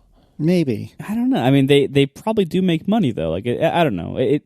I've never worked at a big publisher. I have no idea how. In theory, they all attempt to maintain editorial independence from their corporate high up owners. In practice, I don't know how hard that is. If I had to guess, I'm guessing that they can usually do that most of the time, but maybe sometimes it gets weird or hard. I don't know. I don't know if Verizon is like Roger Ailes. I don't think they have a big, ideological slant that they're going to impose on the Huffington Post and TechCrunch. Yeah, probably not. They'll just add the Verizon tracking cookie to all the sites, Yeah. They already have that because it's already on their network. Anyway, like Verizon just wants your eyeballs and your monthly check, right? And so this is just furthering their goals. Would it be... Can we think of someone who we would rather have had buy AOL? Would we rather had AOL go bankrupt? Like, what are the alternative scenarios for the future of AOL that we would like better than Verizon buying them? I mean, like, what I'm getting at is that it's not... I didn't, sort of cringe when I saw this announcement in the same way I did when I saw, like, Facebook bought Instagram, right? Like, sometimes you see a consolidation, you're like, oh, no, right? This one, it's like, yeah, all right. I mean, like, could be worse, right? Like Verizon could merge with Comcast. Like there are many more worse doomsday scenarios than Verizon buys AOL. I mean, Verizon could just agree to just stop competing with Comcast and stop building out FiOS. No, they can only do that with billions and billions of, speaking of subsidies, with billions and billions of dollars from the government. They need more billions. Nope, they can't do it anymore. Well, good talk. I guess is there much else to say on AOL Verizon? I don't know. What I had to say is that it's of all the mergers that have taken place between big companies, this one seems like, all right, whatever. Yeah. Is this so? Off the top of my head, I don't know. The AOL Time Warner thing, between that and HP Compaq, which was the worst merger in history? AOL Time Warner.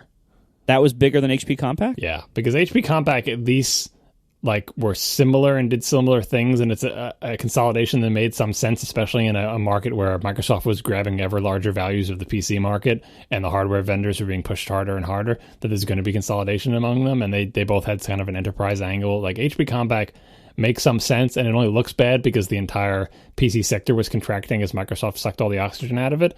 AOL Time Warner was a fantasy of the internet and Hollywood are together, and we're going to have TV shows on it. So it's just a fantasy of some C-level executive's head, billions of dollars and little birdies and stars spinning around people's heads, thinking this is going to be the new juggernaut. And it was just I just feel like that was a much bigger disaster. Thanks a lot to our 3 sponsors this week: Cards Against Humanity, Igloo, and Squarespace. And we will see you next week. Now the show is over. They didn't even mean to begin, 'cause it was accidental. Oh, it was accidental. John didn't do any research. Marco and Casey wouldn't let him, 'cause it was accidental. Oh, it was accidental. And you can find the show notes at atp.fm. And if you're into Twitter, you can follow them at CASEYLISS. So that's Casey Liss, MARCOARMENT, Marco Arment, SIRAC, USA Syracuse. It's accidental. They didn't mean to. Accidental. Tech podcast so long. Didn't even get to talk about your audio engine. You talk about that now. Well, there's not that much to say. I'm working on my streaming engine. Which streaming engine is this? What number? What attempt number? I think 4. Every couple of days on Twitter, somebody asks the Overcast account, "When are you going to add streaming? God, finally!" Something like that. And they do have a point. You're doing the voice for the finally thing, but streaming was discussed on this very program a fairly long time ago as an important upcoming feature for Overcast. Yeah, my goal was to add it last fall. That hasn't happened yet. And it's not because I haven't been working on it. It's because I haven't gotten it to work yet. I've been making progress, and I haven't been working on only streaming in Overcast for the last year or whatever. I've been doing other things as well. Yeah, like walking your dog. Like walking my dog. Yeah, well, that's testing Overcast. No, I mean, simple stuff like the entire rest of the app that I've been working on, stuff like that. I have tried to write a streaming engine for Overcast on a number of occasions, and I keep doing it badly. The one I've been writing over the last 2 weeks is significantly better. I've gotten significantly further than I've gotten with any other attempt before. I think I'll be able to do it. I think the one I'm writing now is going to be the one. So John Beals in the chat is asking, is there an off-the-shelf streaming solution? I have looked at a couple of packages. I have even tried to integrate some of them that claim to offer this. None of them have worked for me, and some of them they haven't worked for me because they have just annoying shortcomings that would be a problem in my app. Things like, this will support streaming of everything except MP4 files. That's a bit of a problem for podcasts, since any AAC encoded podcast is wrapped in an MP4 container. Or simple things like no way to get ID3 information. Well, that might be a problem for me in the future if I want to parse that. No ability to jump around in certain formats in certain cases. There's problems and limitations with a lot of these other packages out there that if you're writing an app where you are streaming from a known set of sources that if you control the source end, and you can say, well, we are only going to serve MP3 format streams, for instance. And so what you're going to be reading, and you have control over that. You have a lot more options then. First of all, if you don't need smart speed, you can just use AV Player. Like that's the basic thing. Like for most people, you don't need to be working at this level because most applications, AV Player will work just fine for you. The only reason I need to be at this level is to get smart speed working. Now, another option, the guy who makes RSS Radio, this is one of the only other apps that has silent skipping as a feature. I met him at NS conference this year. He's a really nice guy. And I asked him, because I know that he supports streaming and he has silent skipping, and I asked him how he did it.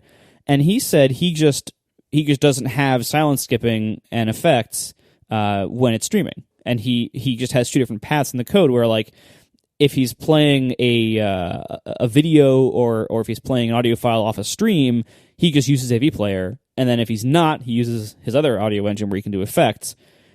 And I could go down that route too. I'm just choosing not to. So I could have offered streaming at the very beginning and just say, well, you can stream, but just then smart speed won't work if you stream. I'm just choosing that I don't want that. Like I don't want that to be my solution. I want smart speed and voice boost and any other effects I do in the future. I want those all to be available no matter what the source of the audio is. Whether you're streaming it, whether you're playing off a local file, etc. Also with AV Player, you can't save the contents of a stream. And I don't like that. I think if you're going to stream the data once, you should be able to write that data to the local disk and, be able to play it offline afterwards if you want to. So again, a limitation with the built-in stuff. I could have these different modes where I say, well, in this mode you have these limitations. I'd rather not do that. I'd rather just have one smart, solid system that applies the same rules no matter where the data comes from and gives you the same features no matter where the data comes from. So that's why I'm doing it the hard way, and it's very hard. And that might not be the right answer. This might be a terrible idea. It might not be worth it, but this is how I'm choosing to do it. Don't you feel like once you because really from reading your message, it seems like if any of these streaming frameworks gave you a place to sort of insert your own code into the stream where you could do your smart speed stuff, you'd be all set. But none of them seem to give you that low level access because they always just assume, we'll take care of everything for you. You just point us to the stream and we'll get the audio. It's like, no, I need to be in there. I need to look at the byte stream as it flows by. I need to be able to do stuff with it, right? So what you're essentially doing is a lot of work that's already done for you in other frameworks just so you can get that one access point. Is this a correct characterization or no? Yeah, I mean that's part of it, and even just the way the frameworks work, the way they're structured, the way how the code does certain things. There's a couple of different low level audio APIs that you could be using. I have to be working at basically the lowest level to do what I do, and so some of them don't work at a level that low. Some of them do, but in a weird way that has limitations like this. Some of them are basically just doing what I'm doing, and I can just look at them and see, some trick they do or some weird thing. But for the most part, now that I figured out the right way to do it, I think I'm making good progress. So I'll get there.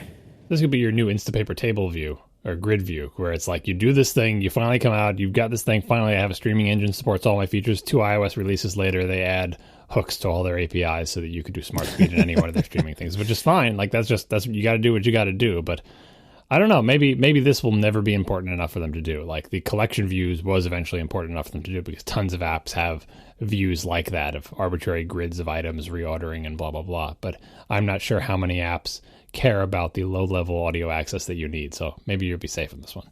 Yeah. Well, and AV Player can support voice boost even. Like you can do audio effects in AV Player. You just can't adjust the timescale of the audio. So you can do any effects that take in and output the same number of samples. You can do that in AV Player, no problem. It's not easy, but you can do it. But anything that adjusts the timescale dynamically, you can't. And that is what Smart Speed needs to do. One of the questions in the chat, let me see, Coding Explorer asked us, why is streaming in such demand? If you have Wi-Fi, downloading an individual episode takes like 10 seconds when it's slow. That's a good point. I've gotten along this far without having streaming. One could argue, as I've asked myself many times as I keep failing to do it properly, one could ask, do I ever need streaming? And the answer is, I think I can get away without it forever if I need to. But it would be better with it for 3 main reasons. One very big use case, that people always ask for that I can't satisfy is a lot of people prefer to run their clients in streaming only mode. And the big advantage here is that you never have to download big chunks. So an episode that comes in that you don't actually end up listening to, you didn't download that, so you didn't waste that data.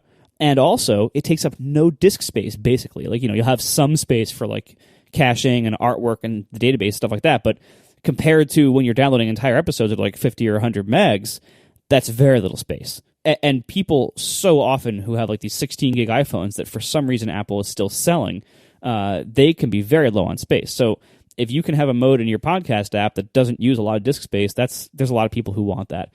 Secondarily, no matter how fast your connection is, if there's an episode that you want to listen to right now and it is not downloaded, to tap it and to have to sit there and wait for the whole thing to download before it can even start sucks. Even if it only sucks for 5 seconds, that still sucks. In many cases, it's going to suck for a lot longer than that, because the reality is not everybody has fast Wi-Fi. Not everybody is on Wi-Fi. Not everyone's cell connections are that fast. So if you can tap and start playback soon, immediately, like, that is better. Like, no question, that is better. Well, forget about the Wi-Fi and the cell connections. I have fast all of those things. It takes forever to download some podcasts because the hosting is slow. That is my biggest complaint about streaming, is like, if I forget to download a podcast and I have to, go to work, you look at it and it's like, what is this doing? 200K per second? Forget it. I'm not going to sit here and wait 15 minutes. And it's not because of my connection. It's because the server can't feed me the bytes fast enough. And then I blame your background downloader for not downloading it in the background. Yeah. If I had to pick one, I'm not big on streaming. Like, I like the fact that it will be able to play. I would like actually a hybrid mode where it starts playing as soon as possible, but it still downloads the whole thing. But the feature that I most get annoyed about it with Overcast is, why isn't this downloading? I don't know why it's not downloading. I know you have the like start all, stop all thing. I futilely tap it sometimes. I know you fought with that, with the background download framework and everything. Yep. It's still mysterious to me. There's no indication in the UI and nothing I can do about it to say, other than sometimes pause and restart until something starts happening. I always want to know, why are you waiting to download? Just download. I'm on Wi-Fi. I would also like to know that. Yes, unfortunately, the frameworks do not give you that information. You just start downloading this, and it started when you get the first byte. Right. I'm like, a software update running in the background. It's ahead of you in the queue, taking your spot in the background queue. That's like, yeah. And Aiden Haynes in the chat just mentioned what was going to be my third point, which is, let's say I want to build a feature where you can view a share link natively in the app. If somebody says, check out this podcast, it was so funny at this minute, and that minute is an hour into the show. If you can open up that link in Overcast and start that playback at that point, you don't have to download the entire file before that, the whole first hour of the show. You can download a few bytes, get the header information, and then jump ahead with a range request and and then only download the part from your playhead forward. So that's also a very compelling use case that could be very useful in the future if I do more social features and stuff like that. So there are all these features. Even right now, like when a new download comes in, you get the notification. Right now, the only thing I can offer on that is a dismiss button. I can wait until it's downloaded and then notify, but a lot of people don't like that, and it's not really what people want most of the time. They want to know when it's out. So I notify when it's out. It would be ideal if I could have a button on the notification that said play for the people who want to play it immediately. And again, that's one more feature I can't do really well until I have streaming. So there's a whole bunch of these like little features, little niceties that are all being held up by my lack of streaming. And so that's why I'm working on this. Like, yes, I can get along forever without it, but the app would be a lot better with it. And so that's why I'm doing it. That's why it's worth all this trouble. And I think I've gotten pretty far with this latest attempt. I think I'm really onto something here. I think this might be the one, guys. I might have found the one. Number 42.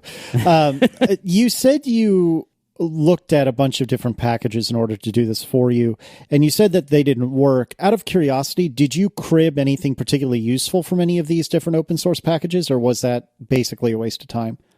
I looked at some of them, just like how they use some of the APIs. Right. But I didn't even copy and paste any code out from them. Like, it was that different or that unsuitable for my task. Like, it was more of like a general overview of like, oh, that's interesting. Like, they don't use a buffer here, or oh, they're using the audio file API here, or they're using this weird call here. Like, it's that kind of like it is good that I can look at them because they're open source and I can look at them and see this stuff. But they haven't been as useful as I would have hoped. But for the most part, like, I would rather that be the case. Honestly, I would rather write it myself if I can, for lots of reasons. Part of it because I'm just that kind of arrogant programmer. Part of it because I want to understand what's happening. Because this is, I wrote the rest of my audio engine. This is a pretty critical part of it. And by writing my own audio engine, I'm able to do so much in the app, so many little custom things. Like one of the packages I was looking at, basically, in order to use it, I would have to replace most of my audio engine with it. And I tried even just trying to integrate that, just trying to put that in, like all the different things that I have to try to wedge, even having access to their source code, just the amount of work and change and bug potential that I was creating by trying to just match the features I have now using their audio engine. It was more work to do that than it would have been to just write my own, even if it takes me a year to do it. Have you considered writing it in Go? I heard that's fast. Oh, I wish speed was the problem, but it's not.